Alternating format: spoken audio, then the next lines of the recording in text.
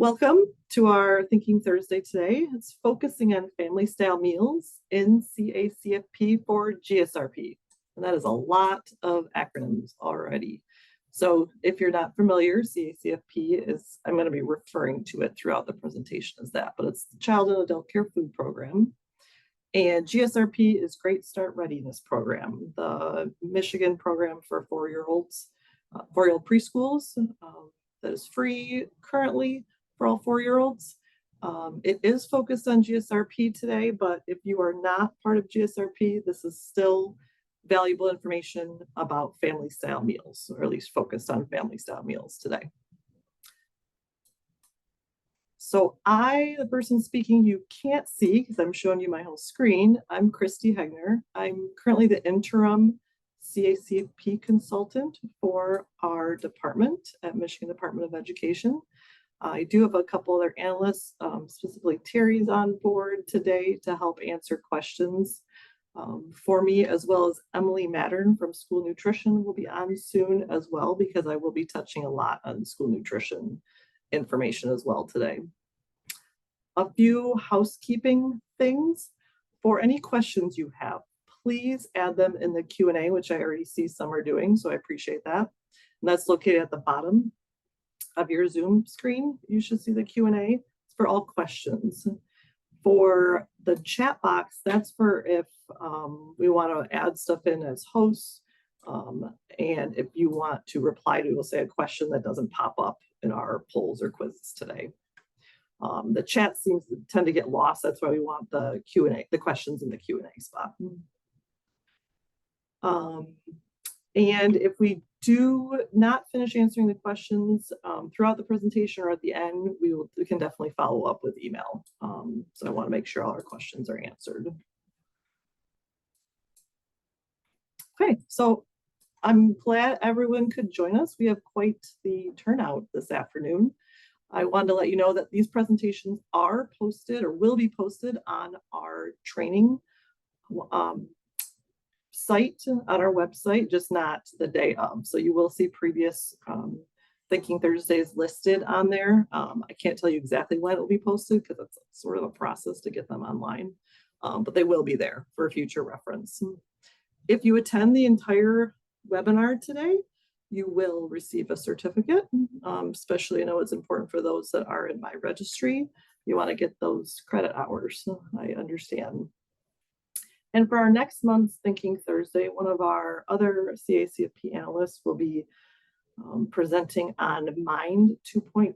So if you're anyone who does the claims, you know that it's switched to a new, basically upgraded version of Mind, now called Mind 2.0, and that will be all about the differences, the updates to it, how to navigate it. So that'll be very helpful if you are one who will who inputs the claim or assists with that.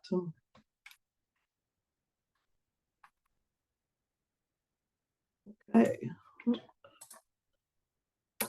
So please let us know where you are from, even though this is, like I said, GSRP focused. I'm sure there's people out there that are from other child care centers. So if Terry's going to try to put the poll up for this to let us know where you are from. Christy, just a couple things. People are using the Q&A instead of the chat, so I'm really struggling trying to get through all of these. Okay. So I guess the main thing I want to know is if there's people that can't hear or see anything, we need you to raise your hand, or if you have your hand raised, we need you to take your hand. There's a lot of hands raised, so okay.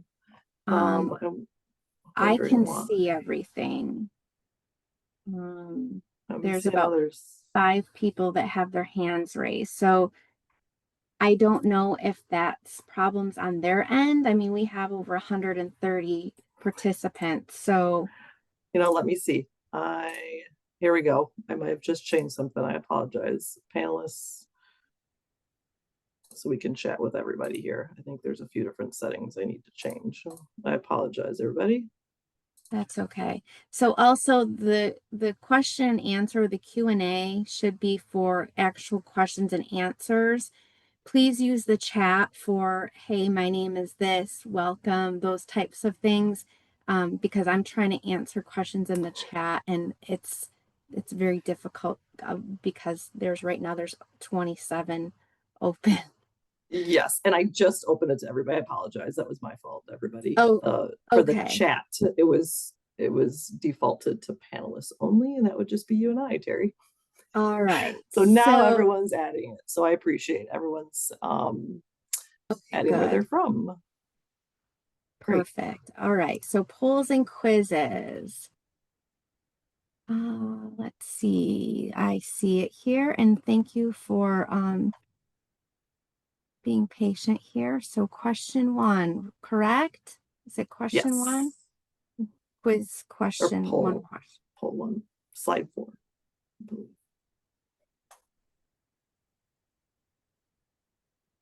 I see slide 36. I see slide 17. I don't see. It's okay. There are a lot of people putting it in there in the chat here where they're from. A lot of variety I see. This is great. Child care centers, lots of schools. Oh, there's one at Christie's Child Care Center. That is exactly how my name's spelled. I love it. Okay, here's the slide. It's unusual to see Christie spelled with a K and a Y. There we go. Okay. I'm seeing the question pop up now. Bear with me, guys. I'm fairly new to Zoom presentations. I've done in person more than Zoom, so I'm getting there. Just a few more minutes. We'll leave the poll up, and then we will share the results.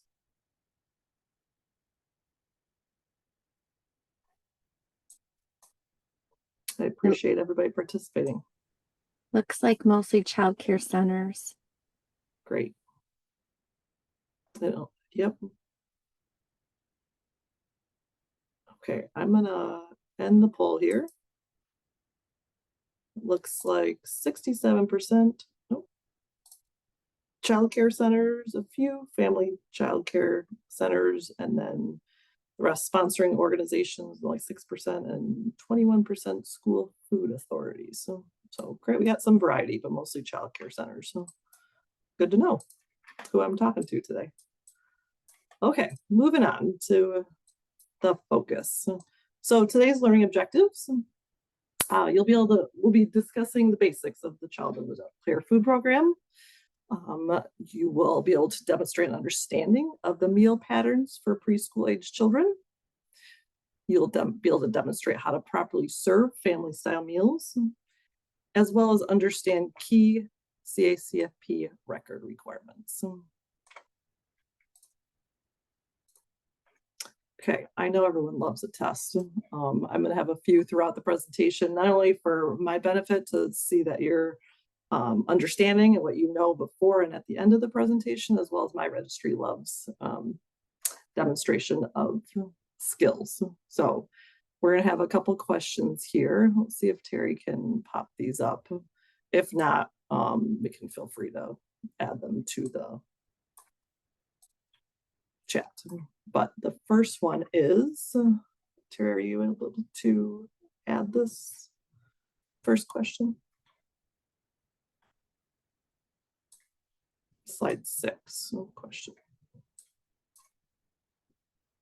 I'm sorry. When I click on this, it's telling me the results of slide 4. Let me see if I can do it. I can reshare it and then stop sharing, and I'll re-click it and see. Yeah, it's not letting me. Okay, let's see. I think I could get it here. Okay, here we go. Do you see the first question? Yes, I can see it. Okay, so meal attendance is the same as daily attendance, true or false? And then the second one is family style meal service required for GSRP? Yes or no? Third question, do you need to offer all components with family style meal service? fourth question, meal attendance can be taken anytime during the day, true or false? And then number 5, milk is required to be served with meals, true or false? Then the last question, whole grains must be served at every meal, true or false?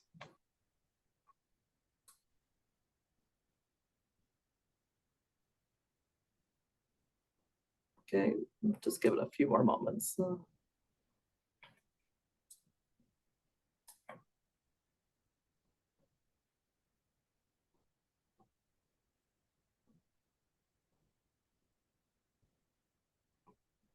Okay, with the interest of time, I'm gonna keep going here. So I'm not going to show those results because we will have the same questions at the end, but I'm happy to see that a lot are knowledgeable on family style meals already, so that's great. But hopefully I'll be adding enough content today, new content that will be beneficial to everybody. And we will go through each one of these questions throughout the presentation today. Okay, briefly, what is CACFP? So it's a voluntary federal program that it provides nutritious meals and snacks for eligible children and adults.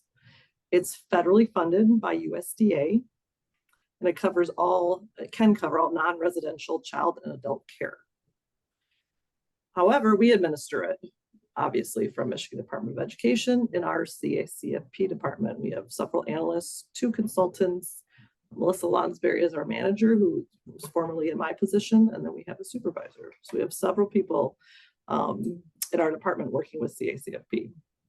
One thing we like to point out is that it is a voluntary program, meaning sponsors and institutions must be fiscally responsible or capable of running the program. So it is not a guarantee program that everyone can use. That varies different. It varies from National School Lunch Program, where state law says that everyone is allowed to participate in their program. Okay, there's a couple different meal patterns, believe it or not. There's subtle differences, but there's one big difference, and I want to differentiate the two. So preschool meals in NSLP and school breakfast program, and I realize that P and B are switched, so I apologize for that. So preschool meal patterns for those that are in schools, that's what this meal pattern's for, that fall under the National School Lunch or Breakfast Program. It's typically used in schools for GSRP, Head Start, and other tuition-based preschool students. If you're following and claiming under National School Lunch, the biggest part, the difference between this and CACFP meal pattern is to be reimbursed for those meals when serving family style. You must serve at least a 1/4 cup vegetable, fruit, and vegetables or both. So a 1/4 cup minimum. Now, most of our preschools probably do follow the National School Lunch Breakfast meal patterns because of Michigan school meals. Now, that's a whole nother topic, and we're not sure what's happening after starting October 1st, and I have 0 answers for that. But we're going to leave it at this. 1/4 cup of vegetables or fruit or both must be served if claiming under National School Lunch. With that said, you must claim AM or PM snacks under CACFP. So some schools I have seen, they claim breakfast and lunch under National School Lunch, and then they claim snack that's during the day under CACFP. So it gets a little confusing with claiming, but please reach out to your analysts. They're very knowledgeable on this and the differences, and can help guide you if you're unsure which one you're claiming under, if you're not the person doing so. They can definitely assist you on that. Okay, so for CACFP meal pattern is used for GSRP and tuition-based in childcare centers, which is the majority of our audience today. This meal pattern varies slightly in that there's no requirement to take any specific meal component, but of course all are encouraged. And then again, if it's a school day, AM and PM snack must be claimed during under CACFP, because they don't have a snack during the day. They have after school snacks.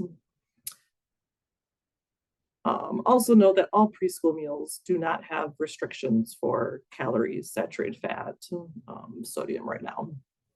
So, and there are resources on the USDA website that look like this for all meal patterns as well. And we'll provide these resources as well with the links. So we're going to get into a little bit of the meal pattern requirements. We'll start with breakfast.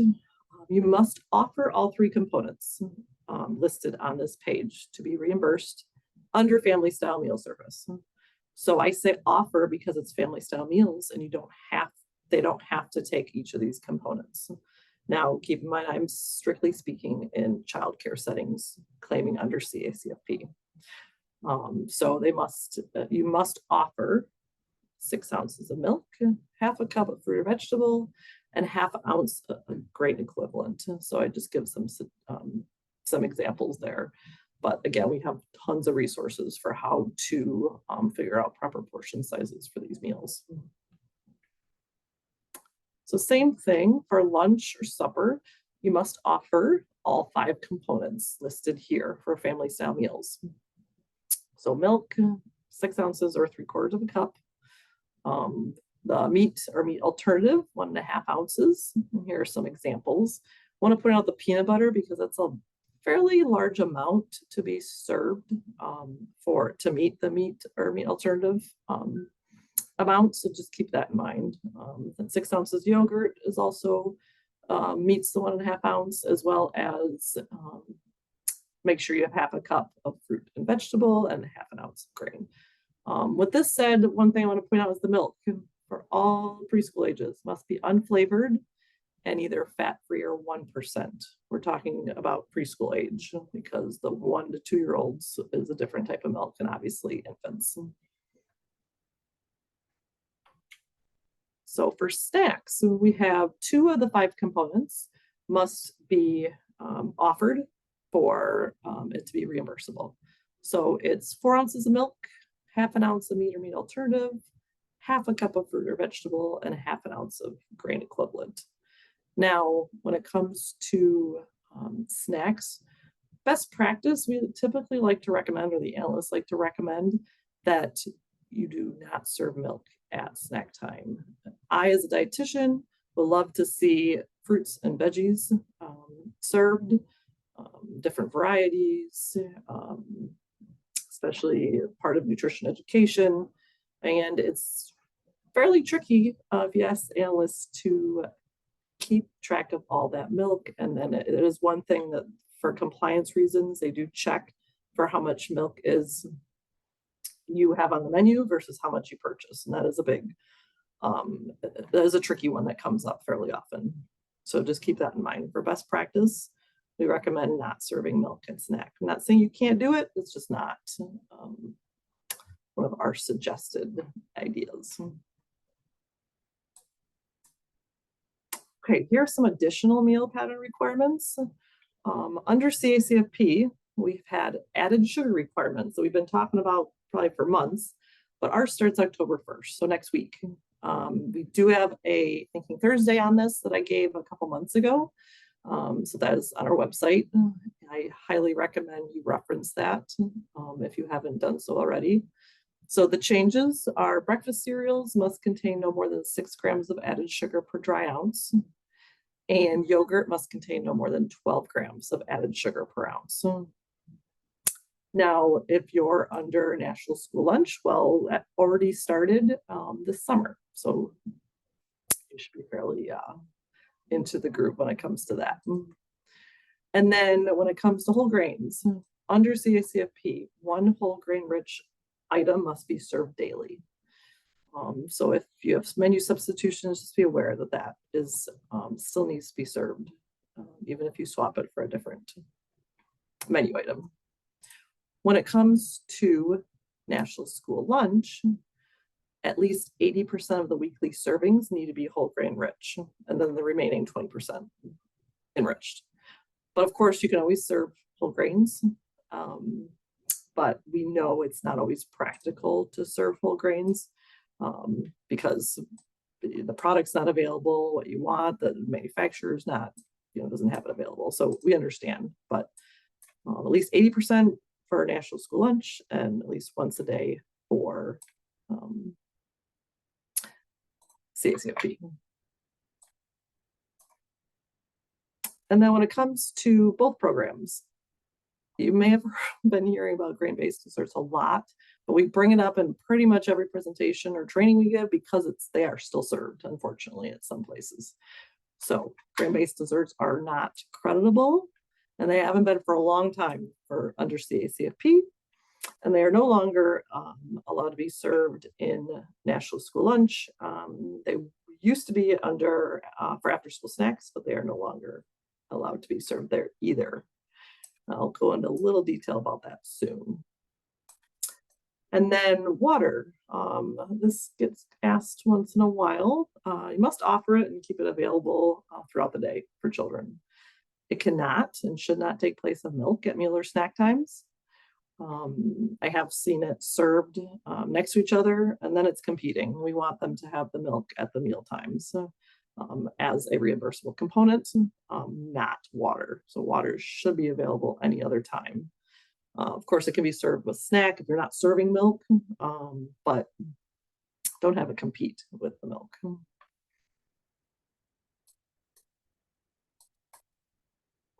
Okay, touching on grain-based desserts a little bit. Like I said, they're not allowed in either program. They're not credible, even if they're whole grain rich. So here are some common examples of them that we see and we don't want to see on menus. Toaster pastries, aka Pop-Tarts, cereal bars or breakfast bars or even granola bars. Anything fruit-filled like bars, cookies, rolls. Even if they are called rounds and other names, but look like a granola bar or a fruit bar, still not allowed to be served. Things that are creditable are savory muffins, crackers, or quick breads like banana or zucchini bread.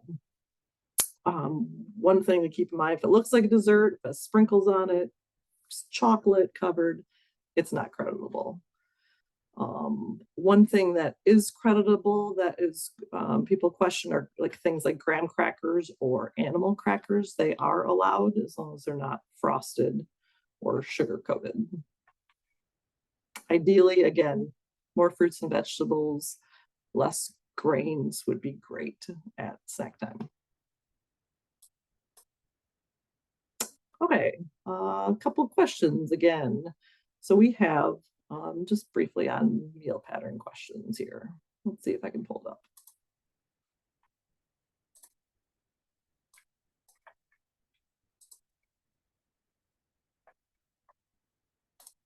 Okay, just 4 questions about what I just went over. How many components are required at breakfast? 2, 3, or 5?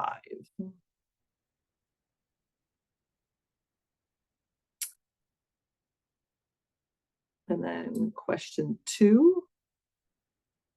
If your program is run under the National School Lunch or School Breakfast program, you must serve a child at least a 1/4 cup of fruit or vegetable for meals to be claimed. True or false? And then question 3. What type of milk is allowed for preschoolers? This is ages 3 to 5. I'm speaking of fat-free unflavored, 1% unflavored, fat-free flavored, or skim unflavored. And obviously you can choose multiple answers for that one. And then number 4, are granola bars acceptable in CACFP? Yes or no?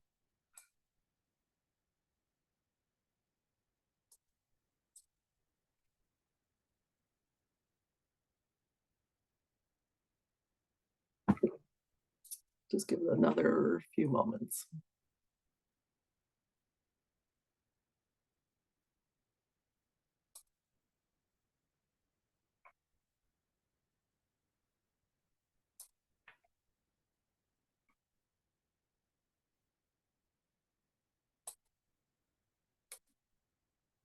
Okay, I will share the results because we just went over this. So how many components are required? you chose 3, that is correct. 3 components are required to be offered in family style meal for breakfast. Number 2, if your program is run under the National School Lunch Breakfast Program, you must serve at least a quarter cup of fruit or vegetable. Each child must have it on their plate. That is true under National School Lunch Breakfast. Number 3, what type of milk is allowed to be served to preschoolers? So no flavored, and this was sort of a trick question, not trick, but I added fat-free and skim. Same word, same meaning, but not everyone understands it's the same milk. So I added both. So anything unflavored, fat-free, or 1%, or obviously skim. And are granola bars acceptable in CACFP? Answer is no, because they are a grain-based dessert. So that is an important one to remember. Okay, next topic, the main point of today, family style meals. So as you likely know, it's a GSRP requirement. However, it's best practice in CACFP and Head Start at any preschools. So it's encouraged, when it comes to family style meals, we encourage but not require children to take all components. This is, again, specific for childcare centers claiming under CACFP. And I'm going to go into some detail about the different aspects of it here. So what is it exactly? It's when all food and beverages are placed on the table in a community setting with the containers, the pitchers that you're able to serve, that children are able to serve themselves, of course, with the assistance of their teachers. Children can choose whether to eat, what to eat, and how much of the food they want. It's when children and adults sit at a table, like this example here, while having conversations about what they're eating, about their day, anything, just like a normal family would. And then the option of having second portions is also should be available too. When it comes to food portions, they must meet the minimum USDA requirement to be available to the children. So we just need to make sure as providers that you have enough at each table for each child to choose the minimum portion sizes if they choose to do so. So ways to provide steps to make sure you have enough food for each child is just calculate the minimum amount of food that each child needs. We do suggest, this is not an exact number, but we do suggest providing an extra 5 to 10% or so for spillage, contamination, like a child sticks their whole hand in the bowl that is being served to everyone. Obviously, you need a extra bowl for that, or of those kids that want second helpings. We do suggest, especially at the beginning of the year, you could always mark a line on the cups that they use to show them what a serving size is. So 4 ounces for snack, which is half a cup, or 3/4 of a cup for lunch or supper. And then with teachers and aides, assistants, showing how to serve and obviously helping them serve at the beginning, and then eventually they'll learn how to do it themselves pretty quickly. When it comes to adult portions, teachers will need to model and should model the family style meals with the children. So they should be serving themselves and passing the bowls and the pitchers around. Full meals for teachers must be counted and recorded and paid for through GSRP funding. Now, this is a question we get often, so it should be billed through GSRP. If only sampling the meal, you could take a little bit and it could be spread throughout a couple teachers, but ideally each teacher has their own and they're showing children how to serve themselves and enjoying the food.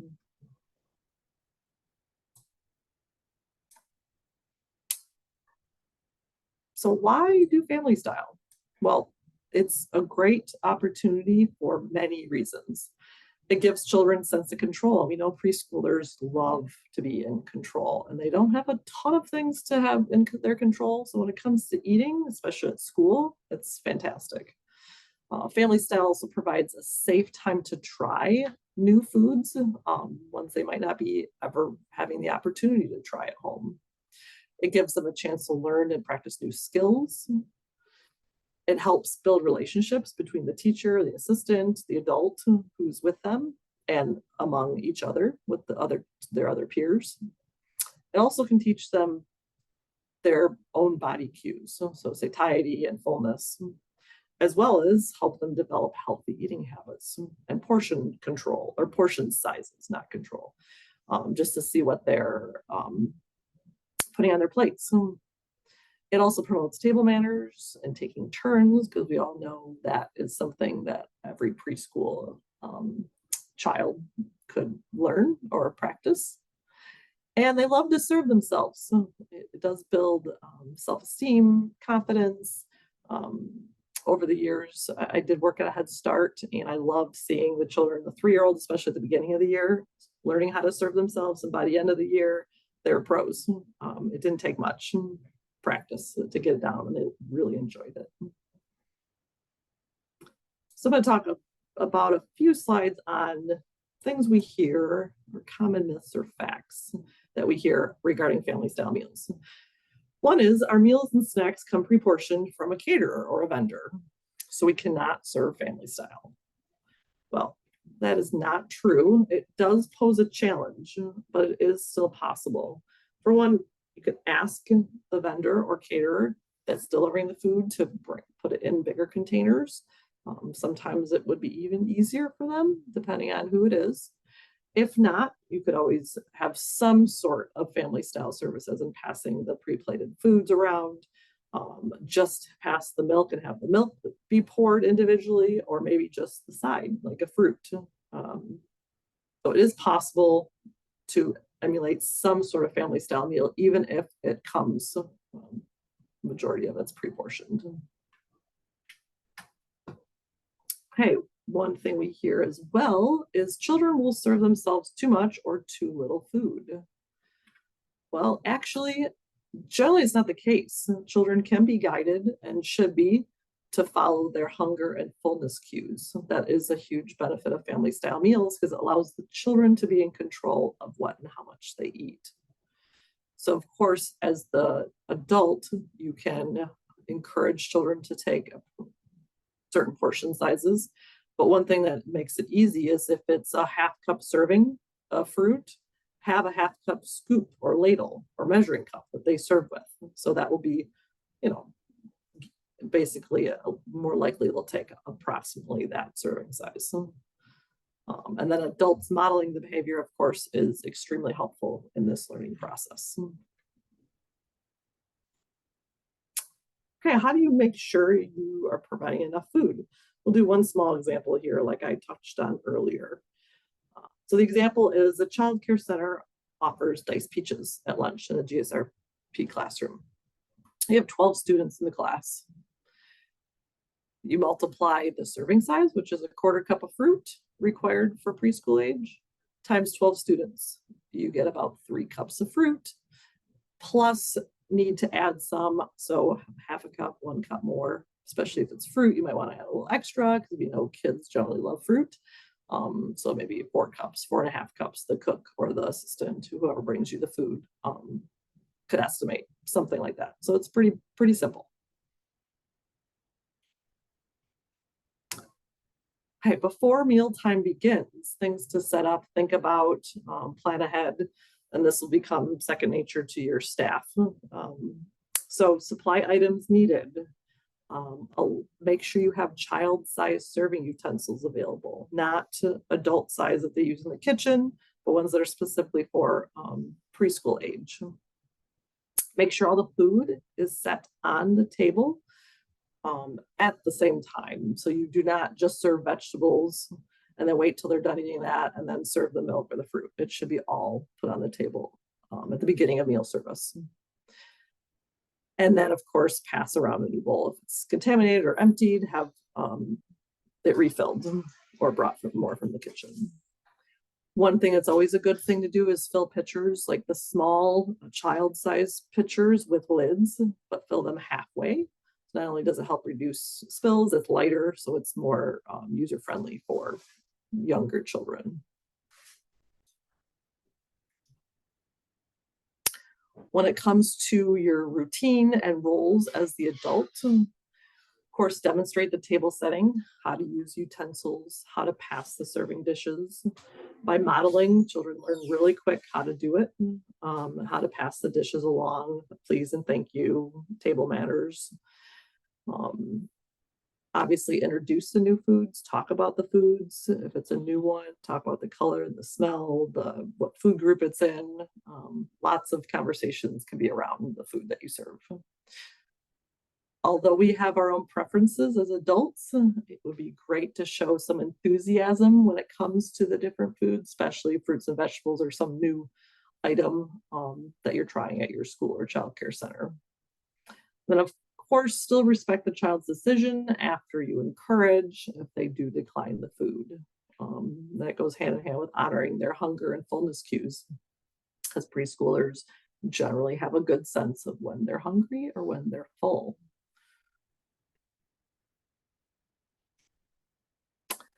So from a child's view, generally, of course, everyone's unique, but they generally want to try new foods when they're offered on a regular basis. So you hear the old, it takes up to 15 tries to try a new food or be offered a new food before they try it. I don't know if that's exactly true for everyone. I know I have a child myself, and I've had foods offered way more than 15 times, and he has yet to try the food, but everyone's different. So children love to feel in control. They respond well from encouragement, and every day is different. So they may want to try different. They may be extra hungry one day and not so hungry the next. So that it can vary greatly, just like with adults. We're more hungry on some days than others. So, excuse me, keeping in mind for our CACFP, GSRP, and Head Start requirements, we are required, and NSLP, to offer nutritious, balanced meals and snacks. Children are allowed to accept or reject it. I've mentioned a few of these already. There's no clean the plate. We don't use that ever when it comes to our children and offering food. Again, teachers and aides should help the children serve themselves if they need it. If not, if they need extra assistance, you know who those children are, and we are very aware of that. And just a reminder, it's a big one. If you are claiming under National School Lunch and School Breakfast, the children must have a quarter cup of fruit or vegetable on their plate.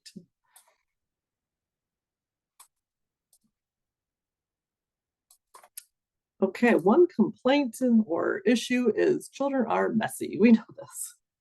It's very common for preschools to not necessarily be paying attention to what they're serving themselves. They look away, they get distracted, it falls on the floor. It happens, and over time it does get better. It provides a good opportunity to help them learn how to pick up after themselves, learn how to clean up. I know as teachers and providers, you are all very good at this, having patience, because you work with preschool age, you have to have patience. It does get a little frustrating when it comes to children making messes, but take it as it is. They can assist and help you clean up and then move on, but not a reason to not do family style. But when it comes to pouring, this is not a great picture. This is what I was picturing when I set up pitcher with a lid. It's child size. However, many schools and childcare centers have these plastic pitchers that I'm speaking of. Not only during mealtime should you have them pour their own milk, obviously, but you can do this in other parts of your day. So pouring water into cups, sand in a sandbox, dry beans in a bowl, lots of scooping and pouring opportunities throughout the day. One thing to do is have a bigger cup than what the portion is required to make sure they get the amount. So like I said, draw a line at what the proper serving size is for that meal or snack. And then I can guide them to read or to pour to that level. Keep in mind, if an adult is pouring the beverage, then it must be the minimum requirement. So 3/4 of a cup for meals and 1/2 a cup for snack. But ideally, they're pouring their own anyway. And that doesn't matter how much they pour. Christy, can I just add something there? Yes, please do. Yeah, so if you have to serve 6 ounces or 3/4 of a cup, you should use an 8-ounce cup. Yes, thank you. Definitely. Because if it's a 6-ounce cup, there's no way you're filling it up to the brim, right? Without it spilling, and no one's going to do that. Yeah, very good point, Terry. Thank you.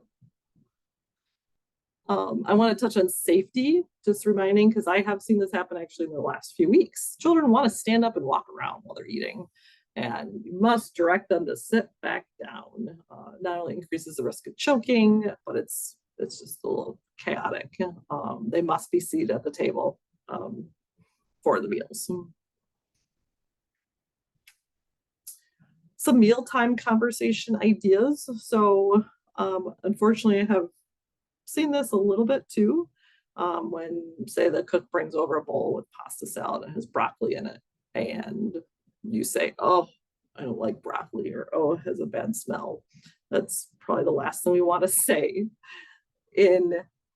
You could, on the other side, say something like, "Oh, look they look like little trees." I used to talk to my kids about them looking like trees. What colors are they? What's the texture? Have you ever eaten it raw? Have you ever dipped broccoli in a dip or a sauce or something like that? Any conversation about it besides negative is just something to point out, because I have seen negative talk when it comes to vegetables. Which leads me to, this is not often, I know this, but just something to keep in mind when it comes to our own personal biases. We never want to pressure children to eat. We cannot bribe or reward them to eat, or restrict certain foods, like put out the vegetables and the main dish and the bread first, and then don't serve the fruit till the end of the meal. Cannot do any of that. Nor can we hold back foods like milk to avoid spillage and having to clean it up.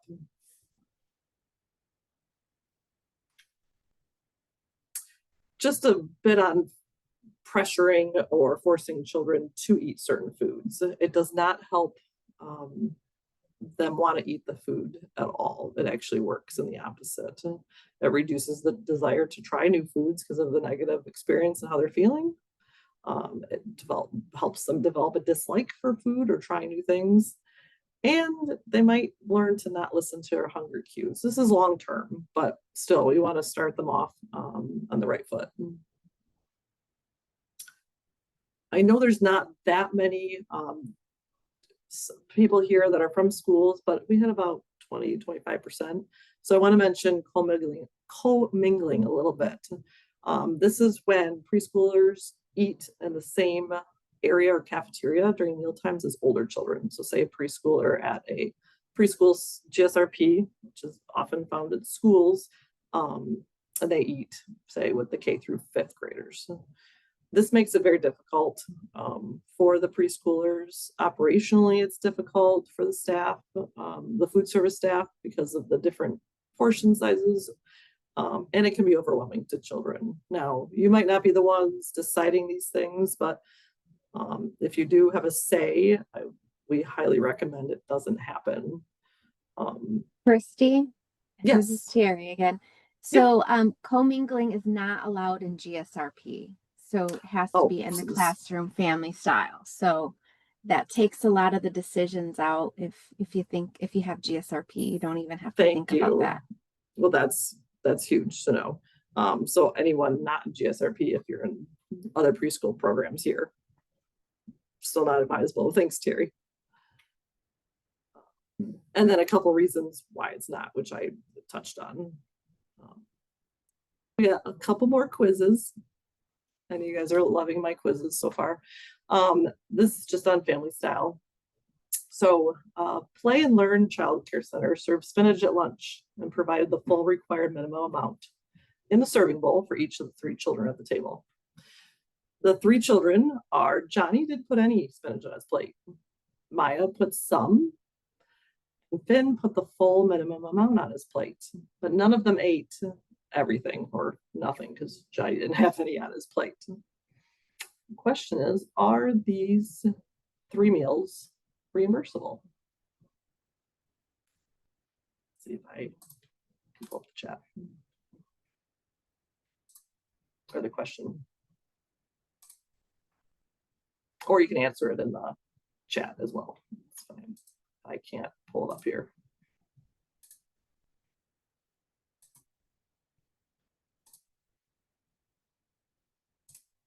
I think you guys are beating me to it.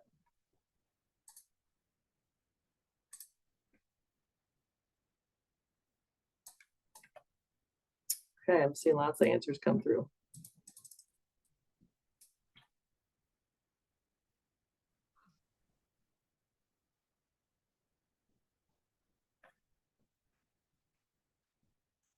Okay, I'm gonna go with the answer here on the next slide. So the answer is yes, all 3 are reimbursable. Now this is specifically because it's at child care centers, which means it's under CACFP. They offered enough, but the one child did not take any, and that is okay because they do not need to take all components. They just need to be offered all the components. So that's the big difference. Like most of those answers were yeses. I'm glad to see that. Okay, a couple more questions on family style meals. True and false questions here. Let's see if this is the right one. Okay, you should see it pop up. So true or false? You can place only the vegetable on the table, then later in the meal time, you can offer milk and the other components. True or false? Then number 2, children should be allowed to choose whether they drink the milk offered. This is speaking under CACFP rules. And NSLP actually. And number 3, a teacher's role is to serve each child the meal components. The last question, if an adult is pouring milk for children at lunch, it must be 3/4 of a cup that they are pouring. True or false?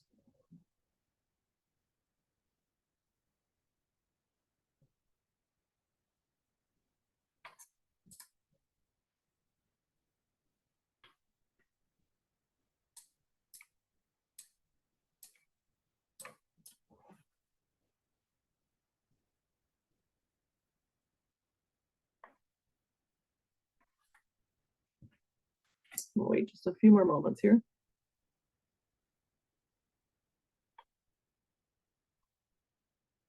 Okay. Let me share the results here. So you can only place the vegetable on the table and then later in the mealtime, other foods like milk. False. All foods must be placed at the table at the beginning of meal service. So, number 2, children should be allowed to choose whether they drink the milk offered. That is true. They do not have to choose it. Number 3, a teacher's role is to serve each child the meal components. We're strictly speaking family style meals, so they are not to serve each child the meal component. And I could have been more specific. I meant actually like serve the meals. They need to put it at the table so it's available to all the children. And then number 4, if an adult is pouring the milk, it must be 3/4 of a cup poured for the children at lunchtime. And that is true because that's the minimum requirement for lunch for milk for preschool age.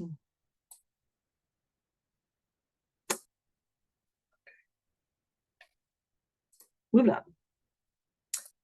I've got less than 10 minutes, so I'm going to try to move through this. I've got just less than 10 slides, so we're almost done. Key requirements for record keeping. I'm going to just touch briefly on some of them. I want to point out that we have these 2 training modules online that are very extensive record keeping trainings for sponsoring organizations and independent centers. We also do in-person trainings. We'll have 3 to 5 or so in-person trainings in late winter, early spring, starting probably early March. But these are really great resources to take annually and come in person if you're able to. We're going to try to spread them out throughout the state to make them more available to people, but we understand it's sometimes very tricky to get in person, which is why we have these online modules, which are great as well. So a couple things I want to point out are when it comes to special dietary needs and under disabilities versus preferences. So special dietary needs, when it comes to a disability, must be written, signed by a health professional. It does not need to meet the meal pattern requirements if it's signed by a health professional. And our special dietary needs materials say who it can be, including doctors and others. Dietitians were added, registered dietitians were added this year. However, it can't be a school dietitian. It has to be a dietitian who is taking care or under the care of that child. The child's under the care of the specific dietitian. I wanted to add that caveat in there to be able to sign off for the child's special dietary needs.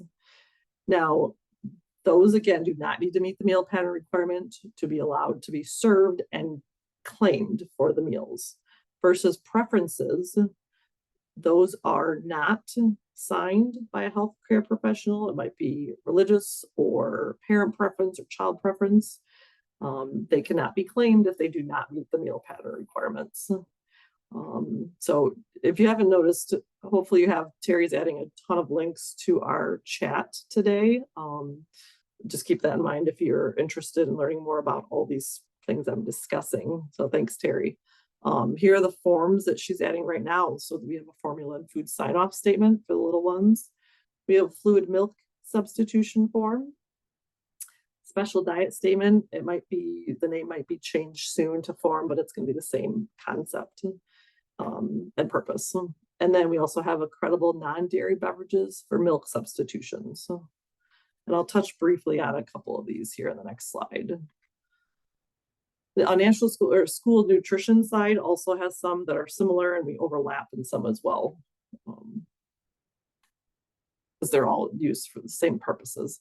So the special dietary statement can be used for milk or other food substitutions. Like I said, is for a disability or medical condition, and they do not need to be meet the meal pattern requirements. So say the child has a allergy to milk and they want to use soy milk.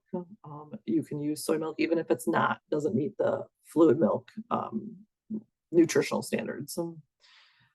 Versus if it is just a preference, then they have to, has to meet the nutritional requirements for milk, and that is on the fluid milk substitution form. When it comes to, and it spells out like what nutrients it must meet. If it's lactose free, those count. You do not need a dietary statement or healthcare professional signature for lactose free milk. Okay, a big one, point of service meal attendance. I like to go over this because this is how your centers, your schools get reimbursed for meals. So it's extremely important. Our analysts look at this every time we come out. It is a big component of compliance. So it's required monthly documentation and directly supports the monthly claim to be reimbursed for your meals. One thing to highly note is it's different from your daily attendance records. Daily attendance is those children that show up and attend school or your child care center that day. Versus meal attendance is those children that sit down for a meal and eat. Point of service meal attendance must be taken by the child's name. That's the only way to be taken for meals and snacks for CACFP. So you cannot, in a child care setting, count up the children in a room and write 10. You have to call them name by name and check them off individually. And you can make it fun. You can make it a game. Children get really used to that. You can ask them questions when you're calling their names out. Make it fun, but it must be taken during the actual meal service and by child's name. Here's just a few best practices when it comes to point of service. Have a second person double check your count. Happens fairly frequently when it comes to handwritten meal attendance records, which is why we love electronic, even though they could have issues with electronics, but not as often. One thing to know is it's never okay to recreate meal attendance records by memory or by using attendance records. I'm gonna jump past this. This is examples of good and not so great meal attendance records, but that is also in our record keeping training, so you can take a look at more detail on that there. And then I'm gonna skip this quiz because, or I'll go through it with you. I won't have you do the poll. True or false, for GSRP classrooms, you can take meal accounts by counting up all the children and putting the total on the tally sheet. True or false? Well, I just discussed this and I see some people answering. It's false. You cannot take tally numbers and add up the children. Number 2, true or false? Can you take meal counts after all the children have finished eating and are, starting to put their food away? Definitely false. You must take it at the beginning or while they start eating their food. And then when it comes to number 3, oat and almond milk are allowed as part of a reimbursable meal without written documentation from an approved health professional. That one is also false. Oat and almond milk are not a fluid milk equivalent. So those would need doctor signatures or healthcare professionals. One more thing, and then we're done. GSRP menu planning. So menus saves time, money to be organized and have cycle menus, and it is a MyLeave regulation. So they must be planned in advance, dated, and made available to parents. That's for GSRP and CACFP. And substitutions, like I mentioned earlier, must be noted on the menus for the day the substitution was made and available to parents. And the last test, and then we're done. True or false? Meal attendance is the same as daily attendance.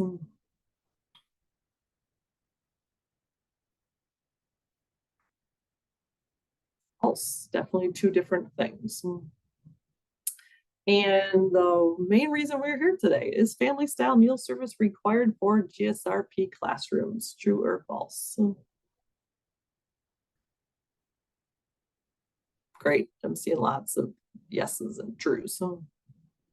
Number 3, do you need to offer all components with family style meal service? Offer is the key word there. And that is true. You must offer all meal components for family style meals. And then number 4, milk is required to be served with meals. True or false? It's definitely true. Snacks, it is not required. And then last one, whole grains must be served at every meal. True or false?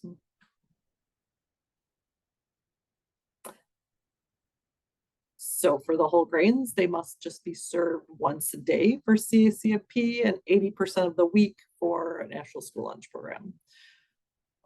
With that said, I am 1 minute over, so I want to get you all out of here. We do have lots of resources. Again, this will be posted on our website hopefully soon. We also have family style meal service online articulate trainings, as well as credible menus and a plethora of other trainings, as we've mentioned throughout today's training. So thanks so much for everybody joining. I appreciate your time. Thanks to my co-hosts as well. And hopefully everyone has a great rest of your day. Thanks so much, everyone.